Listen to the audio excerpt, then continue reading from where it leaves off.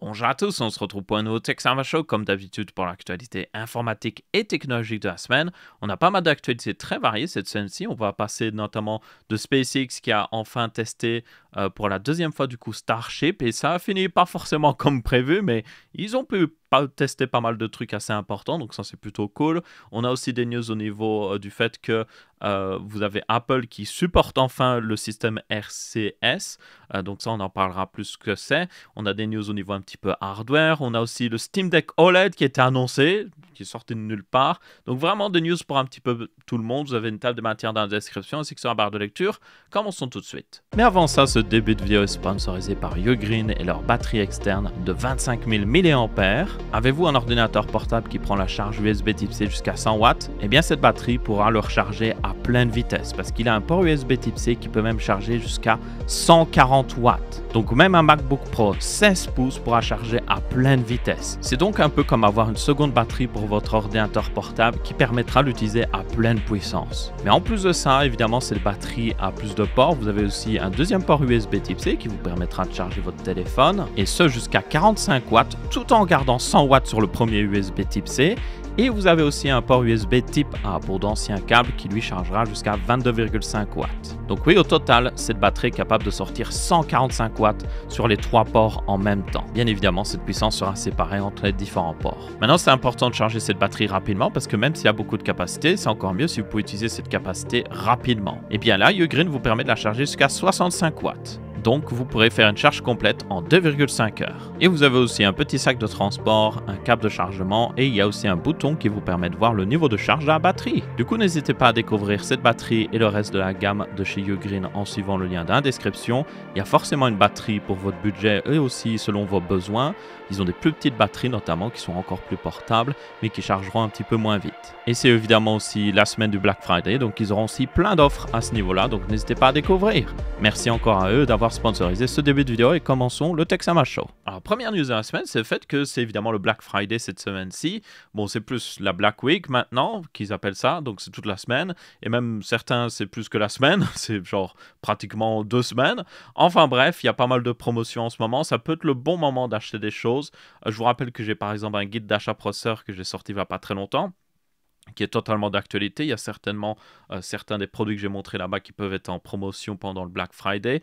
Après, je ne suis pas du genre à faire des vidéos sur justement le Black Friday, vous montrer tous les deals et tout ça. Techniquement, je devrais un peu le faire. Peut-être que ce serait bien de le faire en live et tout ça, trouver des deals ensemble, mais voilà, moi je ne le fais pas trop. Je tenais juste à vous faire un petit message sur le fait que pour moi, le Black Friday, vous devez faire attention à 2 choses, comme d'habitude, même 3 choses, surtout si vous utilisez Amazon.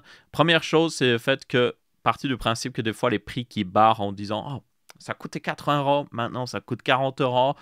C'est des fois des anciens prix publics que personne n'utilisait depuis des années limite.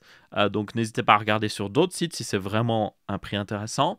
Deuxième truc que je vous conseille, c'est que n'achetez pas selon ce que vous voyez en promotion, achetez selon ce que vous avez vraiment besoin, parce que des fois ça peut être tentant d'acheter quelque chose parce qu'il y a une sacrée promotion et vous vous êtes toujours dit ah, peut-être que ça pourrait être bien dans mon setup ou autre chose. Non, achetez-le vraiment si vous en avez vraiment besoin. Un troisième conseil, en réalité je vais en donner 4. Troisième conseil que je vous donne, et c'est hyper important, le prix de la mémoire flash, tout ce qui est SSD, tout ça, a chuté énormément ces derniers temps, mais il y a de fortes chances qu'il va réaugmenter. Et en plus, avec le Black Friday, il va y avoir des deals incroyables sur les SSD, certainement. Donc, si vous devez acheter un SSD, si vous devez augmenter votre stockage de votre PC ou autre chose, faites-le maintenant, honnêtement. C'est vraiment l'un des meilleurs moments pour le faire. Et le quatrième conseil que je vous donne, si vous achetez sur Amazon en particulier, faites toujours attention que certains revendeurs, et ça va être certainement le cas pendant le Black Friday, Amazon ne vend pas tout par eux-mêmes. Des fois, ils vendent certains trucs pour une autre entreprise, mais ils l'ont quand même en stock chez eux. Et puis, des fois, c'est totalement une autre entreprise qui vend et tout ça, parce que Amazon est un marketplace. Donc, ce que je vous dirais toujours de faire attention, c'est regarder d'où vient un article qui le vend. Voilà, c'est à peu près tout pour mes conseils sur le Black Friday. Bon shopping à tous, je suppose. N'hésitez pas, ça vaut vraiment la peine des fois d'aller acheter notamment... Il n'y a pas toujours des promotions sur tout ce qui est hardware, mais si vous voulez un nouvel écran, un nouveau clavier, un nouveau casque, un nouveau SSD, c'est souvent le bon moment pour en acheter un parce que vous aurez des réellement bonnes promotions. Mais évidemment, soyez responsable et n'achetez pas tout et n'importe quoi. Donc, si vous ne savez pas, le problème avec iMessage, c'est le fait que quand vous envoyez un message à quelqu'un qui n'utilise pas iMessage, donc qui est sur Android basiquement, et qui vous répond, il va vous envoyer un message et celui-ci sera affiché dans une bulle bleue au lieu d'une bulle verte qui confirme que c'est un message qui vient d'iMessage. Et le problème, c'est qu'il y a toujours eu, depuis pas mal d'années, un débat là-dessus, parce que certaines personnes qui utilisent beaucoup iMessage détestent quand il y a quelqu'un qui est sur Android parce que ça réduit certaines fonctionnalités qu'ils peuvent utiliser. Par exemple, si ils veulent faire des réactions, ça ne marche pas parce que du coup, le téléphone Android utilise un autre système. Apple a évidemment leur système propriétaire. Et donc, certaines fonctionnalités de base ne marchent tout simplement pas. Et donc, il y a eu pas mal de friction ces dernières années. Et donc, Nothing s'est dit, hey, nous, on va faire une application qui hack en quelque sorte dans le système d'iMessage pour donner l'impression que c'est un iPhone et que du coup vous avez une bulle verte. Le problème, c'est du coup que ça a été une catastrophe. En moins de 24 heures, l'application a été retirée du Play Store parce que, basiquement, ça a été découvert qu'elle était pas du tout sécurisée. Ce qui est assez ironique quand même. Donc, les messages que vous envoyez depuis cette application-là, qui était censée du coup être sécurisée, chiffrée des deux côtés, n'étaient pas du tout chiffrés correctement. Et du coup, il y a certaines personnes qui pouvaient littéralement récupérer assez facilement ces messages. C'était vraiment très facile même de les récupérer. C'était pas du tout sécurisé. Donc l'application a été retirée. Ils ont cité sur la page qu'ils l'ont retirée parce qu'ils ont découvert qu'il y avait des bugs qui méritaient d'être fixés. Mais bon, c'est plus qu'un bug selon moi. C'est l'entièreté de l'application qui ne fonctionne pas comme elle devrait fonctionner. Mais bon, dans tous les cas, l'application est retirée maintenant. Et aussi, par la même occasion, on a une autre news, et c'est le fait que Apple a annoncé qu'il supporterait le système RCS pour les messages du coup sur iMessage. Et du coup, RCS, si vous ne savez pas, vous avez les SMS, et puis vous avez le RCS qui a été créé après pour donner un peu plus de fonctionnalité. Notamment, si quelqu'un écrit, le RCS vous montrera que quelqu'un est en train d'écrire et répondre à votre message. Le système RCS supporte les réactions aux messages, ce genre de choses. Donc, des trucs assez basiques, des choses que vous avez de toute façon sur la plupart des messageries Android et techniquement aussi sur iMessage. Le truc, c'est que, comme je l'ai dit avant, dans la news juste avant, Apple ne supportait pas du tout ça parce que Apple avait leur système propriétaire et c'est tout. Et du coup, si quelqu'un n'avait pas iMessage, ça utilisait le système SMS de base, qui est vraiment, on peut le dire, archaïque. Et bien maintenant, si quelqu'un n'a pas iMessage, donc un Android basiquement, ça utilisera le système RCS par défaut. Et puis si évidemment RCS ne supporte pas, ça utilisera le système SMS. Donc oui, Apple semble avoir enfin, on va dire, accepter de supporter RCS et d'éviter ce problème qui existe depuis très longtemps. Alors, ça ne règle pas tous les problèmes, évidemment. Il y a encore des fonctionnalités iMessage qui requièrent d'avoir iMessage des deux côtés, mais ça devrait quand même pas mal aider, surtout au niveau des réactions, ce genre de choses qui sont vraiment basiques dans un système de messagerie à l'heure actuelle. Et on va être honnête, le truc, c'est qu'il y avait des théories du complot sur le fait que Apple faisait exprès de ne pas supporter RCS pour rendre l'expérience des gens qui ont un iPhone moins bonne avec leurs amis qui ont un Android, pour les forcer à rester dans l'écosystème justement Apple, ou même forcer les gens qui ont un téléphone Android à passer un téléphone Apple parce qu'ils se sentaient comme un citoyen de seconde classe. Vous voyez, quand vous étiez dans un groupe, surtout aux États-Unis, c'est beaucoup arrivé, quand vous étiez dans un groupe d'amis et que vous aviez un téléphone Android, certaines personnes se faisaient kicker du groupe parce que du coup, en ayant un téléphone Android, ça réduisait l'expérience pour tout le monde. Évidemment, c'était la faute d'Apple. Donc, ça a vraiment poussé des fois des gens à prendre des iPhones. Il y a même des gens qui disent que la seule raison pour laquelle ils ont un iPhone, c'est à cause d'iMessage. Donc, peut-être qu'avec ça, ça va forcer, ou plutôt ça va donner la possibilité à certaines personnes de se dire « Oh, ben, maintenant, j'ai plus forcément besoin d'iMessage, je pourrais prendre un téléphone Android et toujours avoir des fonctionnalités suffisantes avec mes amis qui ont un téléphone justement de chez Apple. » On verra bien, est-ce que ce sera le cas ou autre chose, mais une chose est sûre, c'est assez important et on va pas dire merci à Apple parce qu'ils auraient dû le faire depuis très longtemps ce support, mais c'est quand même cool à voir. Ensuite, nous avons une news sur le fait que Google Chrome veut aussi faire la guerre aux bloqueurs de pub, tout comme YouTube. C'est la même entreprise de toute façon. Et en réalité, ce n'est pas vraiment une nouvelle news parce qu'on en avait déjà parlé par le passé sur le fait que Manifest V3, la nouvelle API de développement d'extension pour Google Chrome, arrivait bientôt. Bien maintenant, c'est ici la news, c'est le fait que ce Manifest V3 pourra arriver en juin 2024. Donc pour ceux qui ne savent pas, l'API actuelle, qui est Manifest V2, permet de très facilement faire des bloqueurs de pub parce qu'il n'y a pas trop de restrictions sur le fait qu'une extension puisse par exemple scanner une page web pour enlever ensuite des contenus qui sont considérés comme des pubs.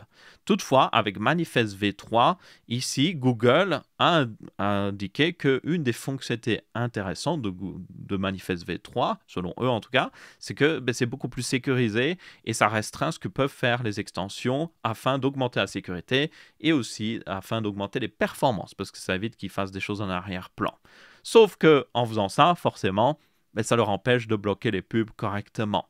Donc, avec l'arrivée de Manifest V3, visiblement, ça pourrait aussi sonner la fin de ces bloqueurs de pub. Et donc, si vous upgradez, si vous mettez à jour vers la version de Chrome qui supportera pleinement Manifest V3, eh bien Manifest V2 sera totalement désactivé.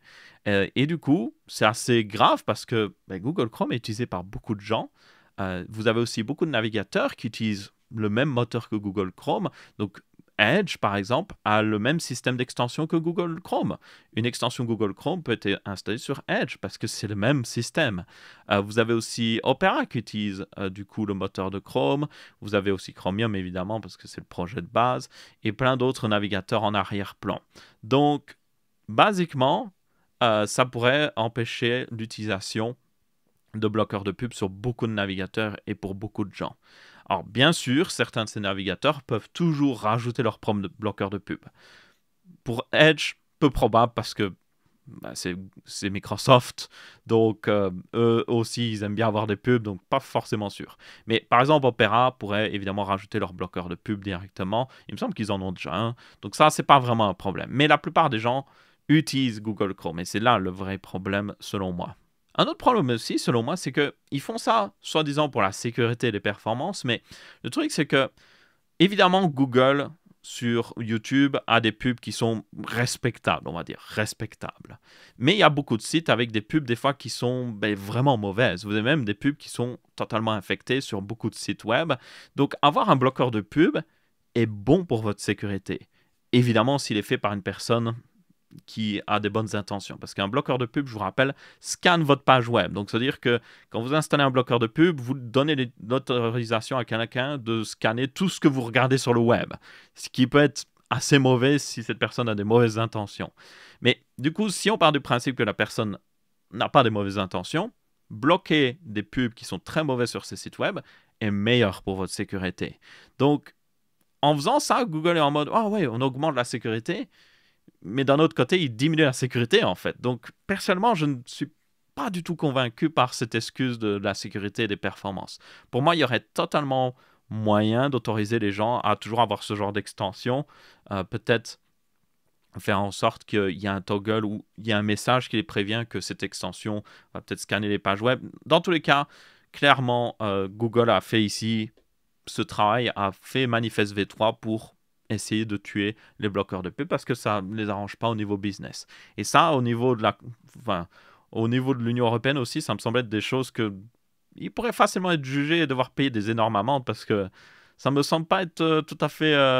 Il y a un petit peu un conflit d'intérêts ici, on va dire. Enfin bref, dans tous les cas, ça montre juste qu'à quel point peut-être ce serait temps d'arrêter d'utiliser Google Chrome. Personnellement, là pour les textes à ma chose, j'ai toujours Edge que j'utilise. Mais mon navigateur principal, c'est Firefox. J'adore Firefox et il marche très bien. Et franchement, je vous le recommande. Vous pouvez installer votre bloqueur de pub, il ne sera pas bloqué. Et vous avez un navigateur aussi qui vous respecte. Donc, peut-être que vous devriez faire ça. Ensuite, on a une news sur le fait que SpaceX a enfin fait le deuxième test de Starship. C'est quelque chose qu'on attendait depuis pas mal de temps parce que SpaceX attendait encore des autorisations, notamment des autorisations environnementales, suite au premier test qui a fini dans un gros kaboom. Ce deuxième test a fini aussi dans un kaboom, mais deux kabooms. Donc, selon les journalistes qui ont un peu parler sur le sujet, hein, on va dire les journalistes grand public, le second test de la nouvelle fusée de SpaceX a été un échec, mais pas vraiment, parce que de toute façon, la fusée avait pour but d'être détruite. Je me souviens même que la première fois, le premier test, j'avais vu un journaliste qui disait « Heureusement, il n'y avait personne à bord. » Je suis en mode « Qu'est-ce que tu racontes? C'était prévu qu'il n'y avait personne à bord. Totalement prévu. Jamais il n'allait mettre quelqu'un dessus. Il savait très bien que ça allait exploser. » Donc, il y a vraiment des gens, je me demande, mais genre, vous prenez un minimum de temps pour vous renseigner? Alors moi, je sais très bien que je fais souvent des erreurs, mais là, on parle de vrais journalistes. Enfin, journalistes, parce que des fois, on pourrait se demander. Bref, dans tous les cas, contrairement à ce qu'ont dit les gens dans justement ce genre de programme de news ou de journal, ce n'était pas un échec. Évidemment, ils auraient pu tester plus, ils auraient voulu tester plus, notamment à faire en sorte que le ship atteigne une orbite pratiquement stable, mais ce n'a pas été le cas. Ici, le booster et le ship se sont séparés et peu de temps après, le booster a explosé et puis après le ship, malheureusement. Mais bon, ils ont pu tester toutefois deux choses très importantes. Donc là, si on le regarde sur le live qui est sur X d'ailleurs, donc oui, pour ceux qui se demandent, pour ceux qui n'ont pas vu le live sur YouTube, ils étaient en mode « Oh, ouais, le live !»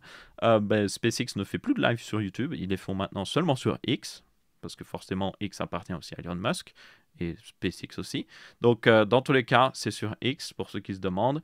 Et donc, une des grosses upgrades, c'est au niveau du fait que le pad de lancement a été largement amélioré. Ils ont mis enfin un système de déluge qui, selon moi, était un petit peu dommage qu'il n'en ait pas mis un pour le premier vol, parce que Starship est tellement puissant que c'était prévisible que ça allait franchement détruire le pad. Mais bon, dans tous les cas, ils ont rajouté une énorme plaque en acier avec des trous dedans qui permet à l'eau de sortir sous pression. L'eau ne sort pas directement dans les moteurs, ça sort un petit peu sur un angle, je vous rassure. Et en gros, le but, c'est, comme toutes les autres fusées qui ont un système de déluge d'ailleurs, parce que pratiquement toutes les autres fusées ont un système de déluge, c'est de capturer l'énergie du lancement pour éviter que les ondes de choc, notamment qui sont créées par les moteurs et toute l'énergie qui sort, finissent dans le pad et l'abîme. Parce que même du béton armé, face à la puissance d'une fusée, il ne va pas résister très longtemps. Ça permet aussi de capturer la chaleur parce que l'eau est très bonne pour capturer les ondes de choc, mais aussi la chaleur, forcément, en se transformant en vapeur. Donc, c'était aussi le second but ici. Et encore une fois, c'est un système très utilisé par la plupart des fusées. Ils avaient quand même une façon différente de le faire avec justement cette plaque de métal avec des trous dedans. D'habitude, c'est plus juste des lances à incendie qui sont sur les côtés et qui bombardent énormément d'eau juste devant là où le moteur a sa flamme qui sort. Donc là, c'était un petit peu différent. C'était aussi certainement dû au fait qu'il manque un petit peu de place en dessous du pad. Parce qu'ils ont fait un pad qui est quand même assez haut, mais je pense qu'ils n'avaient pas forcément prévu dès le départ qu'il y aurait un système comme ça. Donc ils ont un petit peu dû l'enterrer sous le sol, justement, comme ils l'ont fait. Et ça marche plutôt bien parce que du coup, le pad, pour ceux qui se demandent, a plutôt bien résisté.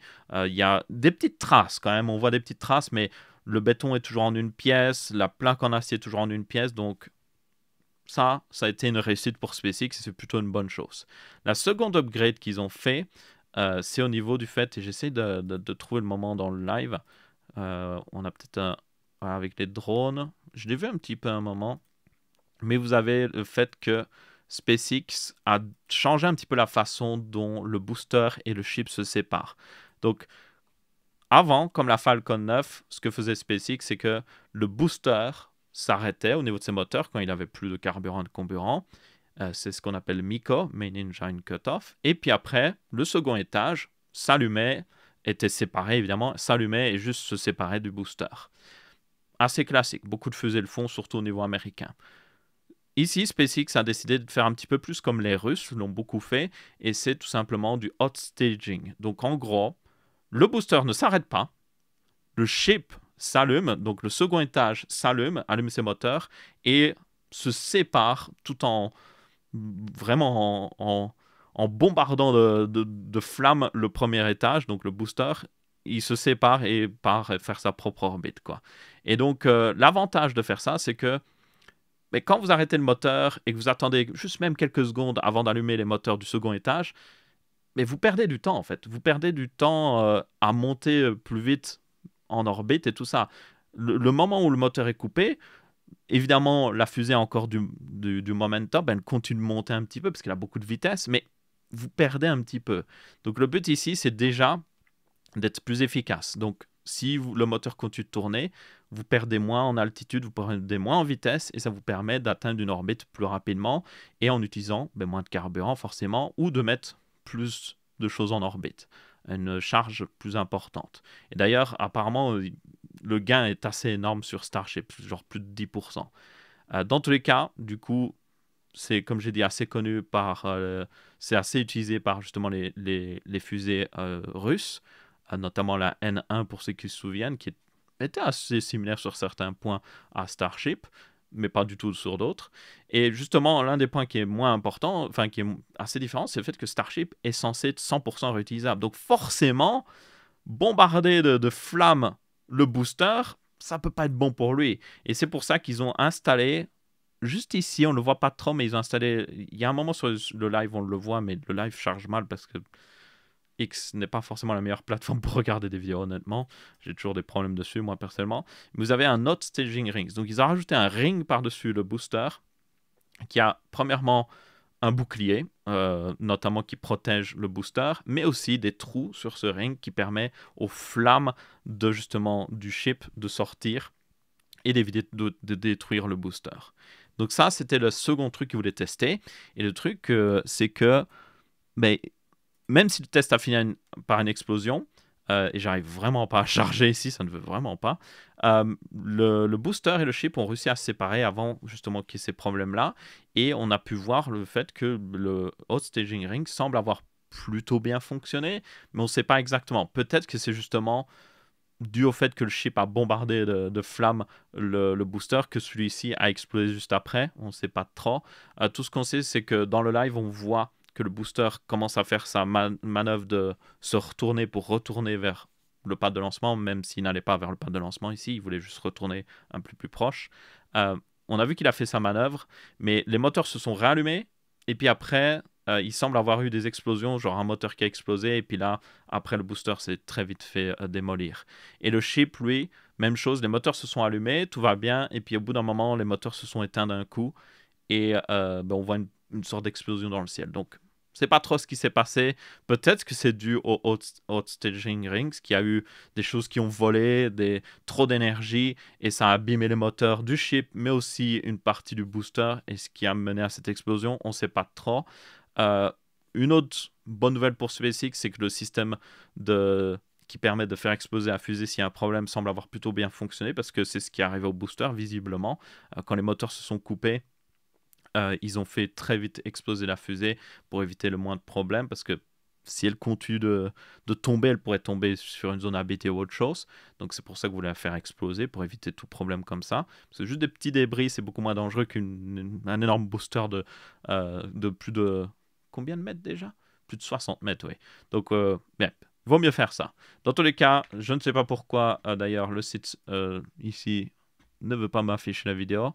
Je n'aime vraiment pas les lives sur... Vous pouvez aussi regarder sur NASA Space Flight, je vous conseille, c'est une chaîne YouTube qui est excellente. Donc comme vous pouvez voir, le test a pas mal progressé, et ils ont progressé justement jusqu'au fait qu'ils ont séparé le booster et le chip. Et là, je ne sais pas où on en est. Voilà, là c'est le booster qui s'est séparé justement.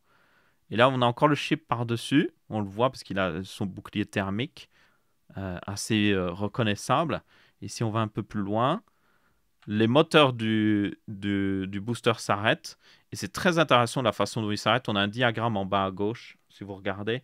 Et vous voyez que les moteurs, en fait, ne s'arrêtent pas tous en même temps. Ils s'arrêtent un petit peu, genre, avec un pattern prévisible, enfin un pattern qui est clairement prévu par SpaceX et qui est plutôt joli, et ça permet certainement d'éviter des problèmes. On voit aussi que du coup, après que ce se soit séparé, une partie des moteurs du booster se sont réallumés, mais certains commencent à s'éteindre, donc là il y a clairement un problème. Voilà d'ailleurs le moment où le chip s'allume, et comme vous pouvez voir, les flammes arrivent à clairement sortir sur le côté du hot staging rings, donc pas de problème à ce niveau-là. Et là, on voit d'ailleurs les moteurs du chip qui sont en bas à droite. On voit que tous sont allumés. Donc, aucun problème à ce niveau-là. Mais le booster, lui, il y a des problèmes. De plus en plus de moteurs s'arrêtent. Et là, tous les moteurs se sont arrêtés.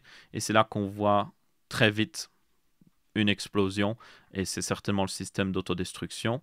Et puis après, le chip, lui, continue. Pendant un petit moment quand même, hein. Comme vous pouvez voir, il a connu un petit moment. Donc, s'il y a eu un problème, moi je dirais que c'est pas forcément le staging rings, mais on ne sait pas trop. Les moteurs fonctionnaient, donc le problème a dû venir d'autre part. Et puis, au bout d'un moment, je ne sais pas trop où c'est encore. Ouais, c'est à peu près là. On voit que les moteurs s'arrêtent et puis on voit une sorte d'explosion. Donc là, c'est à peu près à ce moment-là. Les moteurs s'arrêtent. Voilà. Et puis là, il y a une sorte d'explosion.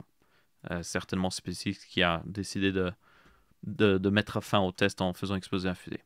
Donc, pour résumer, ils ont pu tester deux choses très importantes, vraiment. Ils n'ont pas pu tester tout. Encore une fois, un des trucs qu'ils veulent vraiment tester, même si ils ont toujours le temps, hein, ils ont beaucoup de prototypes qui sont finis, qui sont prêts à être testés. Ils veulent vraiment avoir des données sur le fait que le chip réentre dans l'atmosphère, voir ce que ça donne. Est-ce que le bouclier thermique est assez? Est-ce qu'il y a des problèmes à ce niveau-là? Donc ça, ils n'ont pas encore pu vraiment tester. Et c'est une partie très importante de Starship, il faut quand même le noter. Arriver en orbite, ils y arriveront. Ça, c'est pas la partie difficile de Starship. La partie vraiment difficile, c'est la réutilisation de cette fusée. Le reste, voilà, ils y arriveront clairement. Donc, comme je le dis, il y a déjà des articles de test qui sont prêts. Vous avez, il me semble, ils ont déjà pratiquement fini 2 boosters. Donc, voilà. Il y a 2 ou 3 chips qui sont à peu près finis. Donc, ouais. Ne vous inquiétez pas. Là, si du coup le FAA, donc l'agence aérospatiale américaine, n'a pas trop de problèmes avec ce lancement-là, parce que le premier, il y a eu beaucoup de problèmes, genre vraiment, genre il y avait le fait que la fusée n'a pas explosé quand elle devait exploser, ça c'était un énorme problème. Il y avait aussi tout l'impact environnemental, parce qu'il y a des trucs qui ont volé partout autour du pad de lancement. Voilà, il y avait d'énormes problèmes à ce niveau-là. Donc là, s'ils n'ont pas eu trop de problèmes et qu'ils sont en mode « Ah oui, pour votre prochain test, la licence de lancement, elle arrivera beaucoup plus vite, il y a beaucoup moins d'études à faire », mais ils pourraient retester très vite. Pas en 2023, non. Mais début 2024, peut-être janvier, voire même février, tout à fait possible. Donc ça devrait être plutôt intéressant. Bref, dans tous les cas, j'ai parlé beaucoup de ça. C'est toutes les informations qu'on a sur SpaceX pour le moment. Ils n'ont pas vraiment donné plus d'informations sur le test en particulier. On ne sait pas ce qui a vraiment posé problème.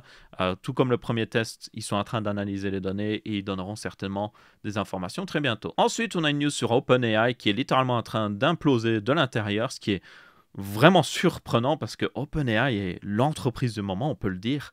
Et ils ont plus de 100 millions d'utilisateurs récurrents sur ChatGPT. Ils sont passés vraiment de rien du tout à une énorme entreprise que tout le monde voudrait bien avoir en tout cas, et surtout un produit qui est très demandé par leur utilisateur. Évidemment, ils ne sont pas forcément rentables parce qu'ils sont toujours en train de comprendre comment ils peuvent rentabiliser ChatGPT, mais une chose est sûre, ils ont un énorme intérêt du public et ça vaut énormément d'argent. Donc ici, il y a eu énormément de problèmes en une semaine sur OpenAI parce que tout a commencé quand le conseil d'administration a décidé de virer le CEO actuel de OpenAI qui était Sam Altman. Après ça, vous avez Greg Brockman qui est un cofondateur d'OpenAI qui a dit que s'il est viré, moi aussi je pars, basiquement. Donc ça, forcément, ça a fait énormément parler sur le web et aussi dans l'entreprise parce que forcément, du coup, les employés étaient en mode « Hey, non, si vous faites ça, si vous décidez vraiment de le virer, nous aussi, on va partir. » Donc, vous avez beaucoup d'employés qui ont dit qu'ils partiraient. Et ils ont mis, du coup, une deadline. Ils ont dit, hey, conseil d'administration, si vous ne faites pas quelque chose avant cette heure-ci, on pourrait quitter. Du coup, le conseil d'administration n'a pas eu le temps de répondre à ce moment-là. Mais après ça, ils ont invité, du coup, Sam Altman à revenir pour discuter, de peut-être, du coup, voir la solution qu'ils pourraient faire. Mais ça n'a mené nulle part. Du coup, Microsoft, parce que Microsoft a beaucoup investi dans OpenAI, a décidé de engager Sam Altman et d'autres personnes qui travaillent chez OpenAI. Donc là, ça devient what the fuck. Donc oui, Sam Altman et Greg Brockman pourraient du coup très vite travailler chez Microsoft. C'est pas encore tout à fait finalisé, il faut le dire, mais c'est basiquement en train de se faire. Donc ça, c'est une énorme news, évidemment.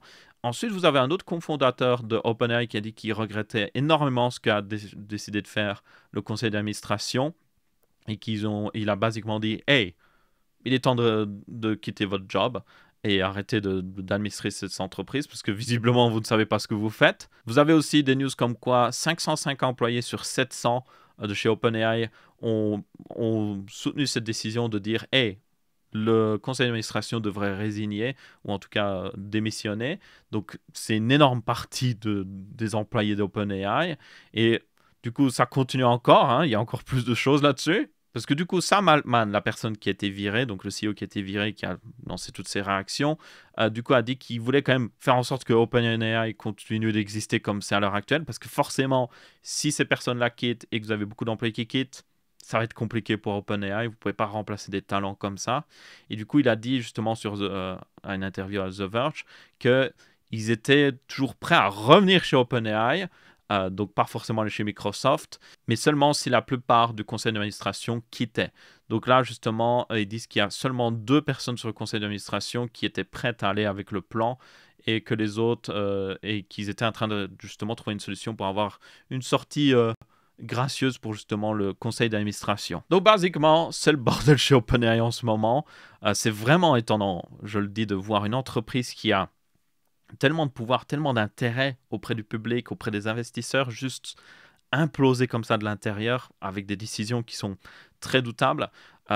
Et d'ailleurs, le conseil d'administration a décidé de virer justement le CEO actuel qui est Sam Altman parce qu'ils ont dit que basiquement il faisait mal son job. Donc il y a peut-être aussi des fautes à ce niveau-là. Je ne sais pas trop exactement quel genre de décision il a pu prendre ces derniers temps qui a mené à ça. Mais une chose est sûre, on peut le dire, hein, c'est vraiment le bordel. Surtout pour une entreprise comme ça qui a un tel intérêt. C'est un peu comme si, imaginez, vous êtes en 2007, Apple lance l'iPhone, et puis 2008, le genre Steve Jobs se fait virer, pour la deuxième fois du coup ce serait, se fait virer d'Apple, et puis il y a genre un cofondateur qui dit moi aussi je pars, et puis vous avez la plupart des employés qui sont en mode moi aussi je pars. Ce serait comme si ça était arrivé en 2008. Évidemment ce n'est pas arrivé, mais c'est juste pour vous donner l'impression, si c'était arrivé à Apple en 2008, on n'aurait pas forcément le Apple de maintenant. Donc là c'est la même chose. Avec tout ce qui arrive avec OpenAI, peut-être qu'on n'aura pas... peut-être que OpenAI va continuer d'exister, mais ne sera plus l'entreprise que c'était et surtout avoir autant d'intérêt auprès des utilisateurs et surtout des investisseurs. Parce que ces talents qui vont quitter, s'ils quittent, vont finir chez Microsoft et du coup, c'est Microsoft qui va récupérer et peut-être développer un meilleur produit parce que, encore une fois, à l'heure actuelle, tout le monde est sur le marché de l'IA, essayer de faire des IA, des chatbots et tout ça. OpenAI a certes une certaine avance, a une technologie très intéressante, mais ça ne veut pas dire forcément qu'ils sont les meilleurs et qu'ils resteront les meilleurs. Donc perdre des talents comme ça pourrait vraiment coûter très cher à OpenAI. Donc, yep, c'est le bordel. Ensuite, nous avons une news sur Windows 11 qui va avoir bientôt une version spéciale Europe. Vous allez me dire, mais qu'est-ce qu'à cette version spéciale Europe?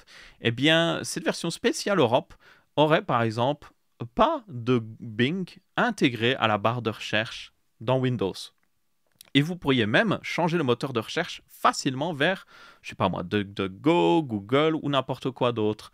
Vous auriez aussi le fait que vous pourriez par exemple désinstaller certaines applications comme Cortana, Photo, des applications vraiment qui sont de base dans Windows 11.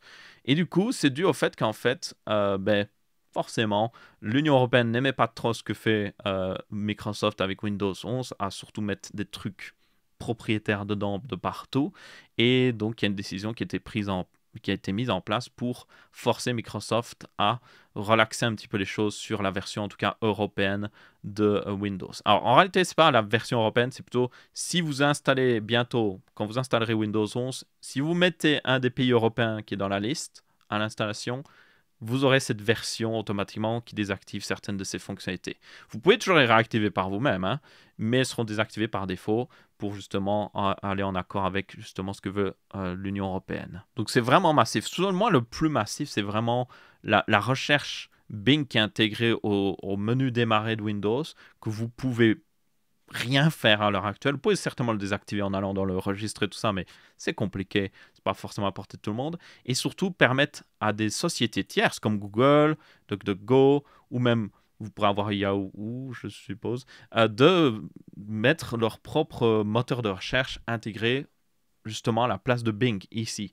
Donc l'utilisateur aurait le choix de dire « Oh, quand je recherche dans la barre de recherche Windows, si je ne trouve pas des choses sur mon PC, je veux que ça recherche sur Google. » Ça, c'est massif comme changement parce que je peux le dire, j'ai continué d'essayer. Hein. De temps en temps, j'essaie de voir, est-ce que Bing s'est amélioré? Non. Non. Juste Bing reste mauvais. Microsoft, globalement, reste mauvais avec tout ce qui est système de recherche. Même la recherche Windows de base est mauvaise. Vous voulez chercher des fichiers, des dossiers, autre chose, ça prend 3 heures et des fois, ils ne les trouvent pas pour je ne sais quelle raison. C'est vraiment mauvais, mais vraiment mauvais. Donc, le fait d'avoir Google ou n'importe quel moteur de recherche, comme vous le voulez intégrer, et de choisir par vous-même, ça, c'est pour moi énorme. Alors, aussi, un truc très important, c'est que Microsoft arrêtera, dans cette version du coup spéciale Europe de Windows, arrêtera d'essayer de forcer les gens à changer leurs paramètres par défaut, notamment quand vous installez sur un nouvel appareil Windows 11 ici, que vous remettez votre compte Microsoft, ça synchronisera réellement les paramètres, surtout les paramètres comme, je suppose, le moteur de recherche par défaut dans Edge ou même dans Windows serait synchronisé. Parce que ça, c'est aussi un problème avec Microsoft, c'est que des fois, vous faites une mise à jour et ils reset comme par magie certains paramètres vers des choses que ça les arrange, vers Bing, vers même Edge. Genre, vous pourriez avoir un moment où votre moteur par défaut de recherche, ou plutôt votre explorateur par défaut Internet, redevient Edge sans aucune raison parce que Microsoft a décidé que le paramètre devait être reset. Donc ça n'arrivera plus sur cette version-là en tout cas. Donc ouais, une bonne chose globalement pour les utilisateurs européens, mais ça veut dire aussi que tout le monde dans le monde peut basiquement y avoir accès. Il suffit juste de dire « Hey, en fait, peut-être que je suis américain, mais je me sens français aujourd'hui. » Et du coup, vous mettez français dans la liste. Vous pouvez toujours installer la langue anglaise. Hein. Vous pourriez même prendre juste la version irlandaise, je suppose, de Windows, qui est du coup en anglais. Et du coup, ne pas avoir de problème avec votre langue natale si vous parlez anglais. Et toujours avoir ces nouvelles fonctionnalités. Mais vous pouvez choisir un pays, mais choisir la langue que vous voulez derrière. Donc, encore une fois, vous pourriez vous mettre en France, prendre de l'anglais, prendre de l'allemand, prendre n'importe quoi. Et puis profiter de ces fonctionnalités-là. Donc, une bonne chose, ma foi, même si c'est quand même triste que c'est à chaque fois à l'Union européenne de faire ce genre de choses, de forcer des entreprises comme ça à juste nous donner le strict minimum de paramètres. Parce que c'est même pas révolutionnaire. Hein. Pouvoir choisir son moteur de recherche par défaut dans la barre de recherche Windows, il n'y a rien d'incroyable à ça. Mais il a quand même fallu l'Union européenne pour forcer Microsoft à nous donner le choix. Ensuite, nous avons une news sur le fait que le Steam Deck a une nouvelle version qui va arriver, qui est le Steam Deck OLED, que vous pouvez d'ailleurs déjà commander, il me semble. C'est déjà disponible en précommande. Et du coup, c'est assez étonnant parce que quand vous avez les Ryzen Z1 et Z1 Extreme qui sont sortis, ceux qui sont dans les ROG Ally notamment, et ainsi que même les Lenovo Legion Go, ben, Valve a clairement indiqué que non, on ne fera pas un nouveau Steam Deck de sitôt. Non, il n'y en aura pas tout de suite. Donc les gens étaient en mode, ok, je vais peut-être acheter un Steam Deck. Et là, d'un coup, ils sont en mode, nouveau Steam Deck, les gars, c'est le Steam Deck OLED. Et un petit peu comme la Switch OLED, bah en fait, c'est surtout l'écran qui est changé. Le processeur derrière est toujours l'ancien processeur du Steam Deck. Donc oui, pour ceux qui se disaient, ah, ils en ont profité pour mettre un Z1 Extreme dedans. Non, non. Ce qui est assez dommage selon moi, mais bon. Bref, dans tous les cas, vous avez une nouvelle version du Steam Deck. Donc l'ancienne version non OLED existe toujours. Ce sera le modèle de base qui aura 256 Go de stockage maintenant. Et les deux autres modèles, puisqu'il y avait 3 tirs de modèles, les deux autres modèles maintenant auront cet écran OLED. Donc le plus gros modèle évidemment aura la finition mat, sans reflet, avec aussi le fait que vous avez un skin offert dans l'OS Steam Deck. Enfin bref. Du coup, la grosse upgrade est vraiment au niveau de cet écran OLED. Et c'est une grosse upgrade. Déjà, il est plus grand. Il passe à 7,4 pouces. Il est aussi beaucoup plus lumineux. Dans les contenus HDR, il peut monter jusqu'à 1000 nits et 600 nits dans les contenus non HDR. Vous avez aussi le fait que cet écran, même s'il n'atteint pas les 120 Hz comme les ROG Ally ou les Lenovo Legion Go, maintenant pour aller jusqu'à 90 Hz, qui est selon moi une bonne chose, c'est une bonne petite upgrade, ça fait pas de mal. La résolution est toujours en basiquement 720p, enfin c'est du 1280 par 800 pixels si je me souviens bien. Donc ça, la résolution n'a pas changé, mais pour moi c'est pas vraiment un problème parce que c'est pas le but de cette console portable. vous en fichez d'avoir une méga haute résolution, vous voulez juste des bonnes performances, et ça vous permet de l'avoir. Vous avez toutefois le fait que, même si le CPU n'a pas changé, ils ont quand même boosté la mémoire de 5500 mégas transfert à 6400. Donc ils ont un petit peu boosté justement la DDR5 ou la LPDDR5 qu'ils utilisent dans le Steam Deck. Donc ce qui devrait un petit peu booster les performances dans certains jeux. Pas tous, parce que certains jeux ne profitent pas du tout de boost de mémoire, donc tenez-en compte. Et il y a aussi d'autres petites mises à jour à l'intérieur. Je ne sais pas s'il y a des photos de l'intérieur, mais notamment la carte mère maintenant est beaucoup plus propre. Donc avant, il y avait beaucoup de trucs sur la carte mère. Ils ont simplifié ici le design, il y a moins de choses, donc certainement moins de chances que quelque chose se casse. Et ça rend la console un petit peu plus propre aussi de l'intérieur. Ils ont même une version transparente maintenant du Steam Deck OLED en édition limitée, mais seulement aux États-Unis et au Canada. Ça, c'est vraiment dommage parce qu'elle est franchement magnifique. Enfin bref. Et ils ont aussi changé d'autres petits trucs. Ils ont un peu éloigné. Il y a une nouvelle puce Wi-Fi dessus aussi, donc vous avez des meilleures performances Wi-Fi. Il me semble d'ailleurs que ça passe au Wi-Fi 6. Donc vous avez vraiment une grosse upgrade en réalité en termes de Wi-Fi. Et ils en ont profité aussi pour apparemment mettre un peu plus de distance entre le SSD et le Wi-Fi. Donc ça devrait éviter les interférences comme ils avaient évité d'avoir sur le premier Steam Deck. Et il n'y avait pas vraiment de problème d'interférence, mais ils en ont profité quand même pour éviter que ça arrive. Donc ouais, il y a vraiment énormément d'upgrades. Vous avez certainement aussi le fait que ça utilise le nouveau ventilateur, parce que pour ceux qui ne savent pas, le Steam Deck a 2 ventilateurs possibles dedans. Vous avez le premier ventilateur qui était fait par Delta, qui était très bruyant.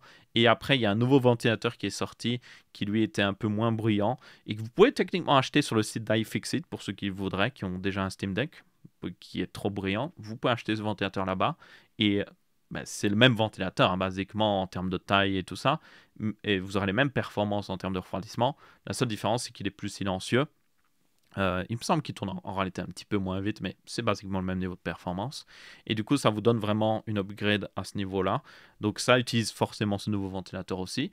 Il y a aussi le fait qu'ils ont augmenté la taille de la batterie. Ils sont passés de 40 Wh à 50 Wh. Et d'ailleurs, Valve promet que la durée de vie de la batterie peut augmenter de 30 à 50% selon ce que vous faites sur le Steam Deck. Certains jeux, ce sera moins, certains jeux, ce sera plus. Ça dépendra évidemment du contenu. Si vous jouez, par exemple, je sais pas moi, à des jeux avec beaucoup de choses sombres qui, du coup, permettent à l'écran OLED d'éteindre les pixels, évidemment, là, ça vous permettra d'économiser en consommation.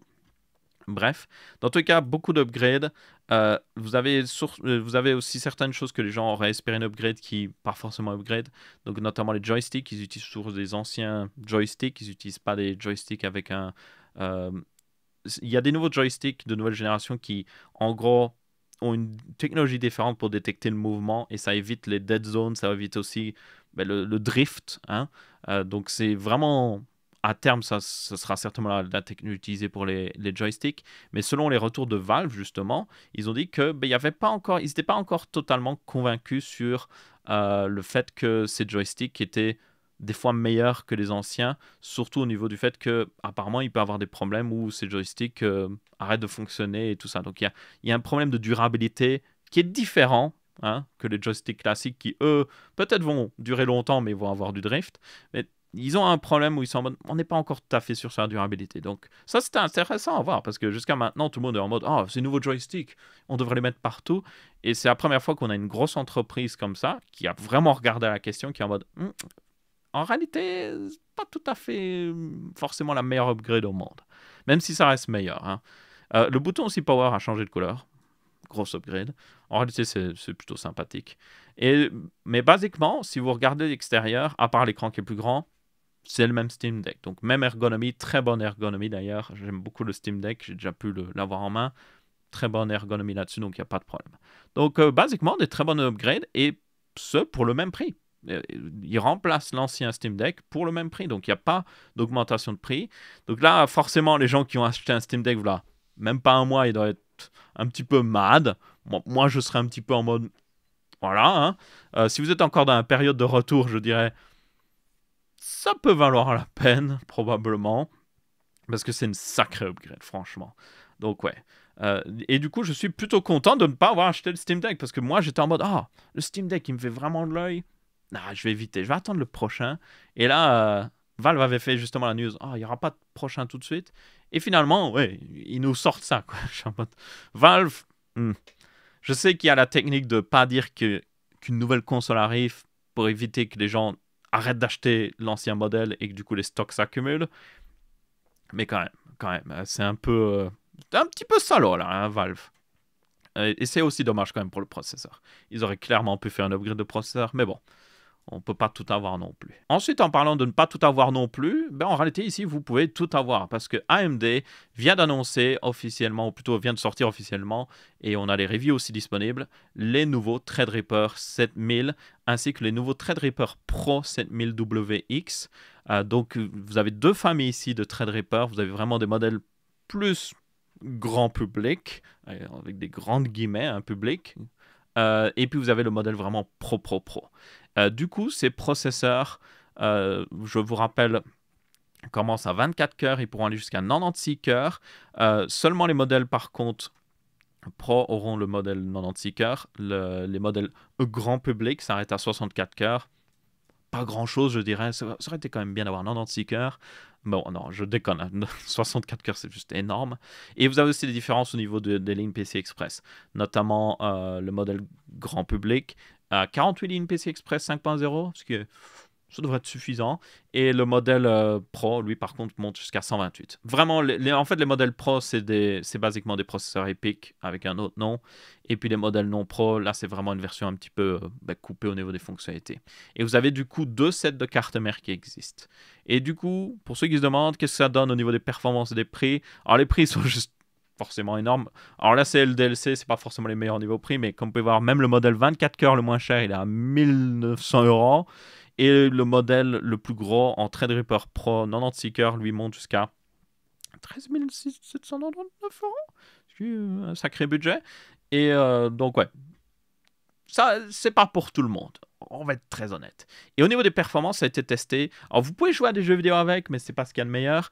Mais par contre, dans les tâches professionnelles qui savent utiliser les cœurs, ça défonce tout ce qui existe en fait. C'est bien meilleur que les anciens Threadripper Pro, forcément, qui étaient basés sur Zen 3. Et ça défonce tout ce que offre aussi Intel. Donc, vraiment, si vous avez besoin de beaucoup de cœurs, surtout pour la virtualisation, ce genre de choses, bah, je pense que c'est basiquement votre choix, surtout si vous avez le budget. Et enfin, une petite dernière news qui concerne toujours les processeurs ici, et ça concerne Core Director. Core Director est une nouvelle application par les développeurs de Process Lasso qui a pour but de fixer le problème avec les processeurs Intel qui ont un double design de cœur, donc haute performance et haute efficacité énergétique, donc à partir de la 12e génération. Et du coup, Core Director est aussi une version... En réalité, c'est une version simplifiée de Process Lasso qui était déjà un programme qui vous permettait en gros de dire « Hey, je veux que ce programme-là, il tourne sur ces cœurs-là. » Vous pouvez le faire dans les paramètres Windows, mais c'est pas forcément ce qu'il y a de plus facile. Ici, Process Lasso permettait d'automatiser le processus déjà et de le simplifier.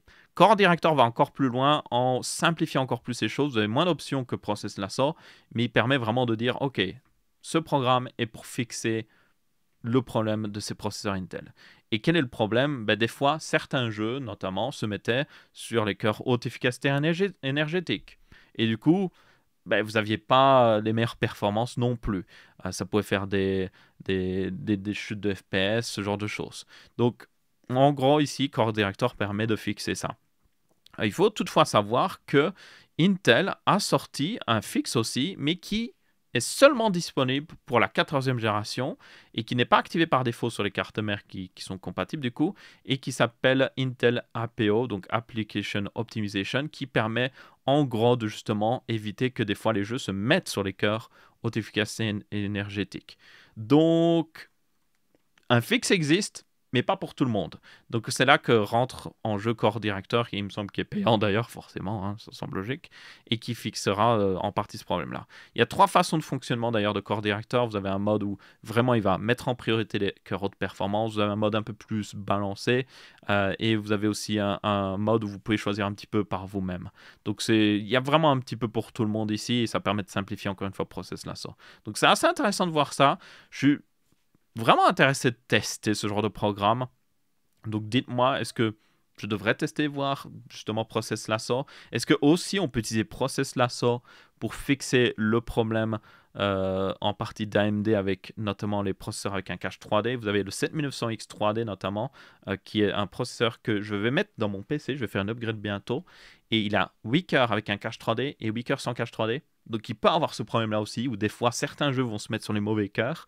Donc je serais curieux de tester ça sur AMD et Intel, voir si vraiment ça change quelque chose, ou si c'est juste pas vraiment fonctionnel et c'est juste pour récupérer un petit peu d'argent de la part des gens qui croient que ça va aider dans les jeux. Donc ouais, dites-moi ce que vous en pensez. Est-ce que ça pourrait vous intéresser de voir ce genre de truc? Je sais que beaucoup de gens ont des processeurs Intel depuis la 12e génération parce qu'ils sont vraiment bons et pas trop chers, même s'ils consomment beaucoup. J'en ai beaucoup recommandé dans mes tests, mes guides d'achat parce que ce sont réellement des très bons processeurs. Donc je serais curieux de voir si réellement, juste en installant ce petit programme, ça permet de fixer un de ces gros problèmes de ces processeurs. Et du coup, c'est à peu près tout pour ce Texamash aussi. J'espère que vous avez bien apprécié. Si c'est le cas, vous pouvez laisser un pouce bleu. Si ce n'est pas le cas, vous pouvez laisser un pouce rouge. On se retrouvera pour une prochaine vidéo et je vous dis ciao ciao.